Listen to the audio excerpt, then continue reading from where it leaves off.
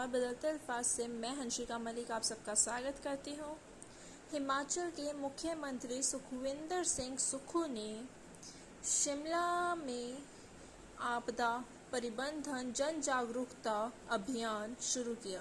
मुख्यमंत्री ठाकुर सुखविंदर सिंह सुक्खू ने ऑकओवर से अंतर्राष्ट्रीय आपदा जोखिम न्यूनीकरण दिवस के अवसर पर राज्य आपदा प्रबंधन प्राधिकरण के सौजन्य से आयोजित नागरिक एकजुटता मार्च को हरी झंडी दिखाकर रवाना किया।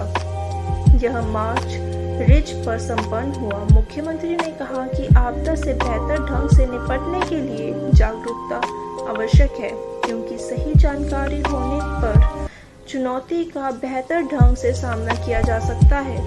उन्होंने कहा कि भविष्य में भूकंप सहित अन्य प्राकृतिक आपदाओं के लिए तैयार रहने की आवश्यकता है। उन्होंने कहा कि हिमाचल ने इस वर्ष मानसून में भारी बारिश तथा भूस्खलन से आई आपदा का डटकर मुकाबला किया है। किस तरह का संदेश देना चाहेंगे? देखिए, जो आपदा पिछले दिनों आई, उसके बाद से हमारा आपदा से संबंधित जो भी कार्यक्रम आते हैं, आज इंटरनेशनल डिजास्टर रिडक्शन डे भी है। पिछले 15 दिन से पूरे हिमाचल प्रदेश में कार्यक्रम चल रहे हैं और बच्चों को भी जागरूक किया जा रहा है। क्विज के माध्यम से जागरूक किया जा रहा है, डिबेट से जागरूक किया जा रहा है, नुक्कड़ नाटक के माध्यम से जागरूक किया जा रहा है। और इसमें जो हमारी आपदा आई है, इसके कैसे निपटा जाए और भविष्य में किस प्रकार की आपदा आती है तो हमें कैसे निपटा जाए, एक जागरूकता के तहत ये 15 दिन से पिछले दिनों से कार्यक्रम किए जा रहे हैं और आज उसका अंत है। और अभी रिज मैदान पर सब प्रकार की किस प्रकार से हमें लड़ना है इस आपदा से, उस बारे में पूरी सुविधाओं के बारे में आज जानकारी दी जाएगी। सर, ग्रीन पेलिंग एरियाज में जिस तरह से कंस्ट्रक्शन की बात की है, क्या कहना चाहेंगे?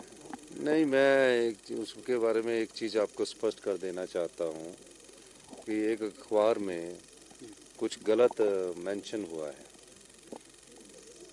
अभी पूरे शिमला में कंस्ट्रक्शन बैन है और जो कंस्ट्रक्शन बैन है वो सुप्रीम कोर्ट के दिशा निर्देश के अनुसार बैन है। जब सुप्रीम कोर्ट ने दिशा निर्देश दिए कि अब आप शिमला डेवलपमेंट प्लान बनाइए, तो जो पिछली सरकार थी उन्होंने शिमला डेवलपमेंट प्लान बनाकर पिछले साल 2022 में वो सुप्रीम कोर्ट में सबमिट कर दिया। फिर उसके बाद जब सुप्रीम कोर्ट की डेट लगी तो उन्होंने बोला कि जो सुप्रीम कोर्ट का शिमला डेवलपमेंट प्लान है उसको आप नोटिफाई करिए। हमने पाया कि उस नोटिफिकेशन में जो पिछली सरकार के द्वारा सुप्रीम कोर्ट में दायर की गई थी, उसमें जो शिमला डेवलपमेंट प्लान के बारे में कोर एरिया है, ग्रीन एरिया है, उसमें उन्होंने ये प्रावधान करवाया कि ग्रीन एरिया में 1.5 स्टोरी है, कोर एरिया में इतनी स्टोरी है।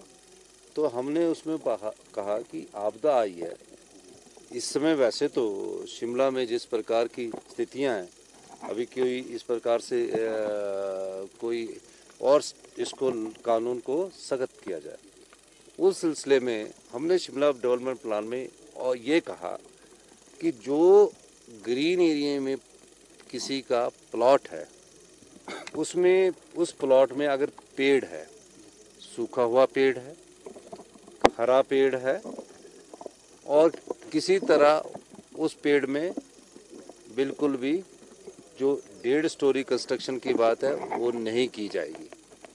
लेकिन कई बार क्या होगा कि उसको सुखाकर गिरा दिया जाएगा, उस हरे प्लॉट को में से पेड़ भी कटवा दिया जाएगा तो खाली प्लॉट हो जाएगा। तो उस स्थिति में वहाँ क्या कंस्ट्रक्शन अलाउ होगी? हमने ये कहा कि उस स्थिति में उसका नेचर जो होगा वो ग्रीन प्लॉट होगा, वहाँ किसी भी प्रकार की कंस्ट्रक्शंस नहीं होगी। लेकिन एक अखबार में कुछ इस प्रकार की बातें हमारी सरकार उनको समझाने में सफल नहीं हुई, क्योंकि एक नोट, प्रेस नोट जो चला गया था, हमने उस पर थोड़ा गलत हुआ, उसको हमने क्लैरिफाई किया। तो मैं आज आपको ये स्पष्ट करना चाहता हूँ कि ये जो अमेंडमेंट हुई ये सुप्रीम कोर्ट जाएगी और अभी सुप्रीम कोर्ट ने हिमाचल शिमला डेवलपमेंट प्लान पर किसी भी प्रकार की कोई छूट नहीं दी है।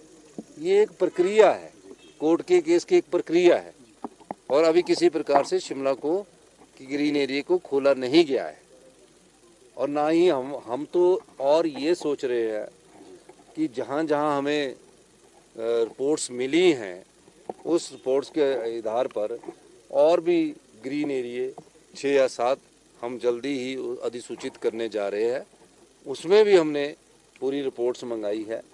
जैसे अब श्योक वाला जंगल है, अगर कोई वहाँ किसी का ऊपर प्लॉट आ जाता, नीचे प्लॉट आ जाता, तो वहाँ ना कंस्ट्रक्शन हो।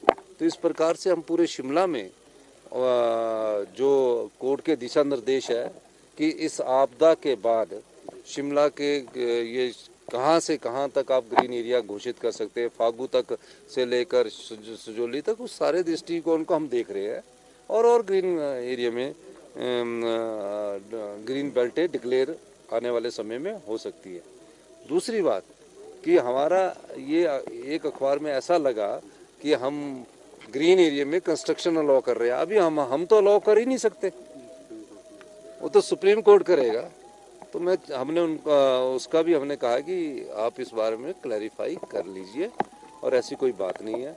और सरकार के पास कोई अधिकार नहीं है जब सुप्रीम कोर्ट के में केस चलाओ कि ग्रीन एरिया में हम कोई कंस्ट्रक्शन अलाउ करें। वो तो शिमला डेवलपमेंट प्लान पर जो उन्होंने भेजा था उसको मैंने और सख्त किया है। ये तो एक बात हुई। दूसरी बात हमने ये कहा है कि अब स्ट्रक्चर इंजीनियरिंग मकान बनाने से पहले और क्षेत्रों में भी जरूरी होगी। तीसरी बात हमने ये कही है कि जो नाले से दूरी होगी वो 5 मीटर होगी और खड्ड से दूरी 7 मीटर होगी। तो और सख्त किया जा रहा है। तो कई बार मिस कम्युनिकेशन होकर हमारी बात को अखबार ने वो समझा नहीं है, लेकिन हमने उसको क्लैरिफाई कर दिया है। सर, सुप्रीम कोर्ट जा रहे हैं, यहाँ पर लगाए गए हैं, किस तरीके से आपदा से निपटा जाता है कि लोगों को यहाँ पर जागरूक किया जा रहा है, और क्या मॉडर्नाइज तरीका हो सकता है जिससे कि आपदा से जो नुकसान हुआ है वो भविष्य में ना हो? देखिए, जो भी संसाधन हमारे पास है और जो भी टेक्नोलॉजी का हम सदुपयोग कर सकते हैं, उस दृष्टिकोण से हम अपने भविष्य में जो आपदाएं आनी हैं उसको लड़ने के लिए बच्चों से लेकर सब लोगों के लिए प्रदर्शनी लगाई है। और हमारा प्रयास है कि इस प्रकार की आपदा में हमारे बच्चे भी सीखें और हमारे बड़े भी सीखें।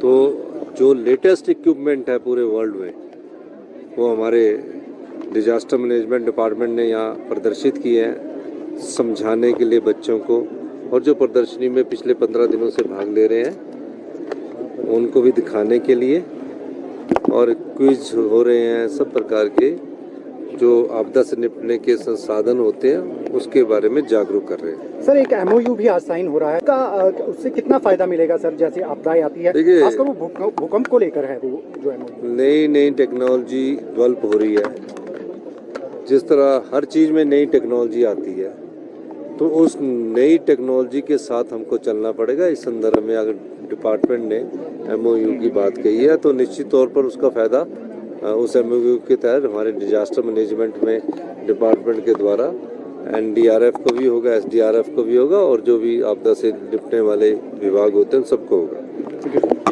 Thank you sir. नहीं, मैं सुप्रीम कोर्ट, हमारी तो कोई आदत, सुप्रीम CPS का मामला हाई कोर्ट में, ऐसा तो कोई ऐसी बात ही नहीं है।